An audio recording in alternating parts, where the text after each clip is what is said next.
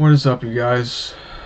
This is Robert Wolkenbrod of Cinematalkery.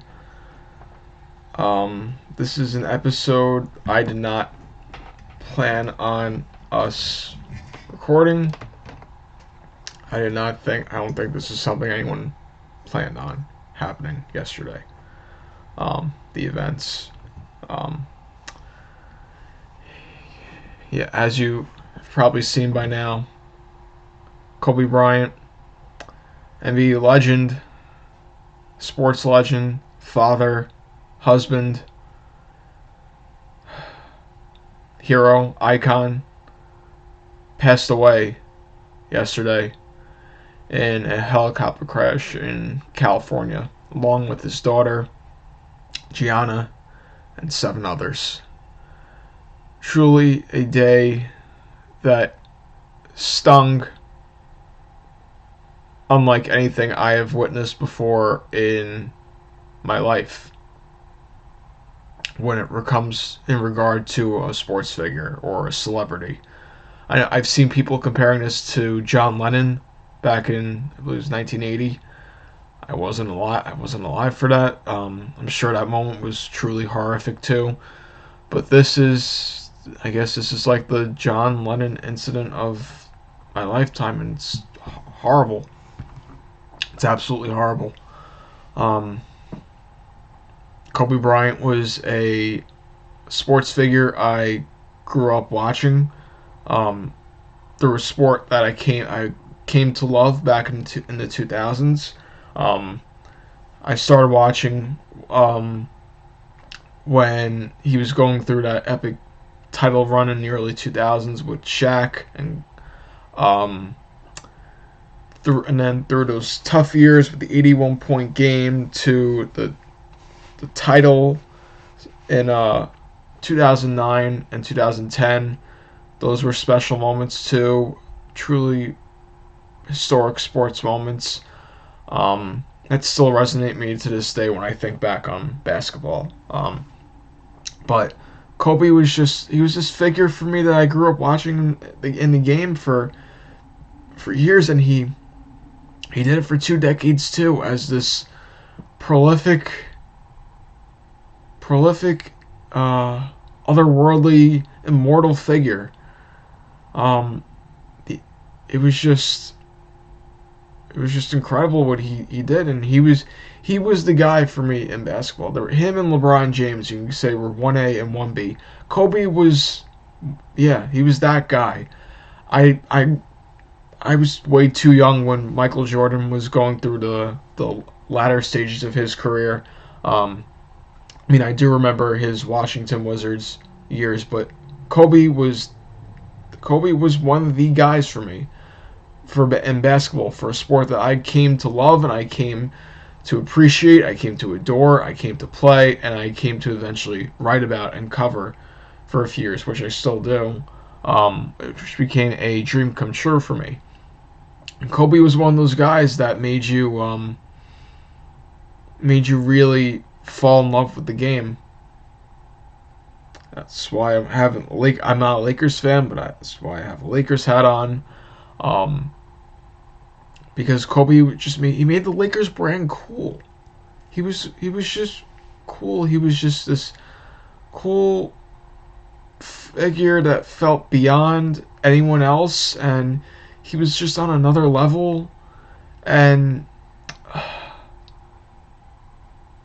and then the fact that he was taking all that to outside the game. He was taking that oh my god, to coaching his daughter in basketball, to establishing his brand of continuing with clothing and motivational speeches. He wrote a book that came out, I believe it was late last year. It was just, whew. And then, what the main thing that we are here for today is, since this is about movies, he made our YouTube shows about movies. He won Academy Award in 2018 for an animated short film called Dear Basketball. Basically, it's a 2.5 minute animated feature of Kobe explaining his love and passion for the game of basketball and how he grew up to love it. And he takes you through his basketball career in a very short time, but in a very moving way that hits home now more than ever. It really hits. It's an emotional watch. It's an emotional lesson, and it's something that's going to resonate today, tomorrow, for the rest of anyone's lives who were impacted by this basketball figure, this sports figure, this pop culture figure, whatever you want to call him. So what I want to do is I want to read off the script here for Dear Basketball because it's something. Whew. Okay. Dear Basketball, from the moment I started rolling my dad's tube socks and shooting imaginary game-winning shots in the Great Western Forum, I knew one thing was real. I fell in love with you. A love so deep I gave you my all, from my mind and body to my spirit and soul. As a 6-year-old boy, deeply in love with you, I never saw the end of the tunnel. I only saw myself running out of one. And so I ran. I ran up and down every court after every loose ball for you. You asked for my hustle, I gave you my heart, because it came with so much more. I played through the sweat and hurt, not because challenge called me, but because you called me. I did everything for you because that's what you do when someone makes you feel as alive as you've made me feel. You gave a 6-year-old boy his Laker dream, and I'll always love you for it. But I can't love you obsessively for much longer. This season is all I have left to give. My heart can take the pounding, my mind can handle the grind, but my body knows it's time to say goodbye. And that's okay. I'm ready to let you go. I want you to know now, so we can both savor every moment we have left together. The good and the bad. We have given each other all that we have, and we both know, no matter what I do next, I'll always be that kid with the rolled up socks, garbage can in the corner, 5 seconds on the clock, ball in my hands. 5, 4, 3, 2, 1. Love you always, Kobe. Even reading that off, it just it stings. It hurts. It's gut wrenching. Yeah, it sucks. And just a personal moment for me, like I'm sure with other people too. Garbage can in the corner moments, you always have them, and when you would go to shoot them, whether it was a sock, whether it was a rolled up piece of paper, whether it was any type of garbage, you would always say, Kobe. Even on a basketball court too. That's a personal touch that he had on so many people. If you go on Twitter or Facebook, you speak to anyone or a lot of people, you'll see that a lot of people resonate with Kobe because of that just thing that's passed on. It's always because it's either like a wild, volatile shot or just something that you're pretending to be this icon, this NBA icon. Didn't matter who you were. You always thought you were Kobe taking a shot, game on the line, to hit the can, to hit the hoop, to cap it off with the buzzer, which he often did so many times. And just because he created these moments, he created these special moments, like the alley-oop from him to Shaq, that famous moment called by Bob Costas. You can that to me that's one of my all-time favorite sports moments. It's just the energy and how electric it was. It made basketball feel electric. Staples Center was rocking. The call, the reaction from Shaq, and just the aura around that team, and just how special it was. It was just, ooh, it's just, oh, it's wild. It's so wild to this day. I'll probably look back on it after I'm done recording this. Um, but it's such a shame that someone who was just getting his life started outside the basketball court, and someone who's accomplishing so much, and probably doing his greatest in the midst of his greatest accomplishment as a father to 4 young girls, and being a husband, taken away in one moment. Just shows how life can be just how life is just so precious, and how unfortunately we take things for granted and we don't realize the lasting legacy people have sometimes.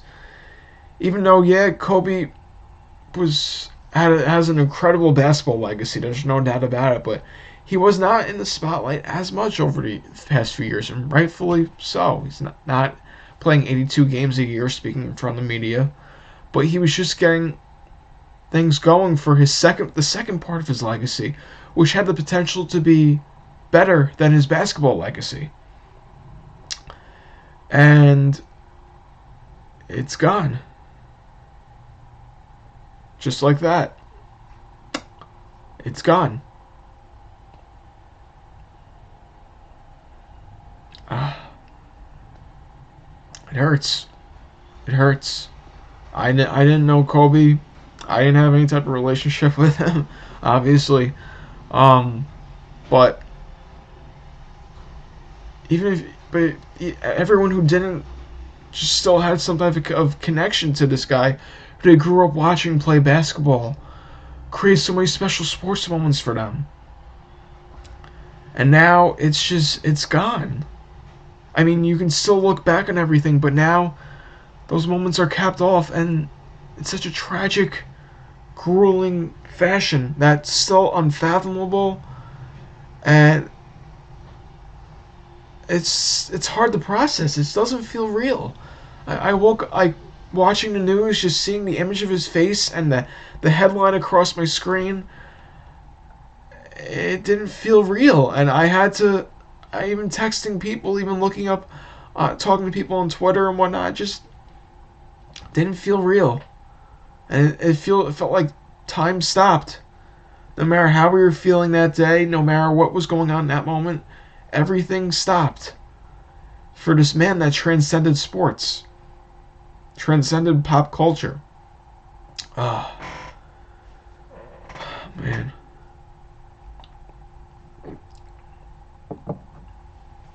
Yeah.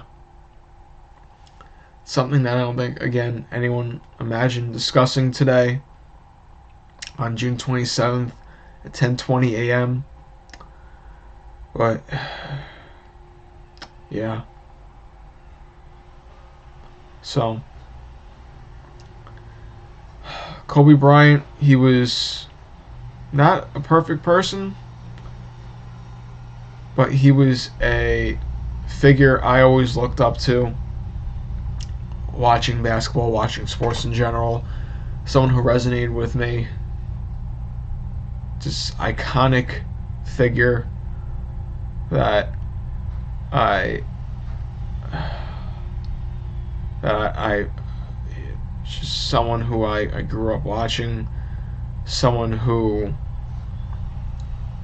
his moments hit home with me, made me get up out of my seat and cheer, made me sit back and think, and made me a fan for life. I'll always be a Kobe Bryant fan. And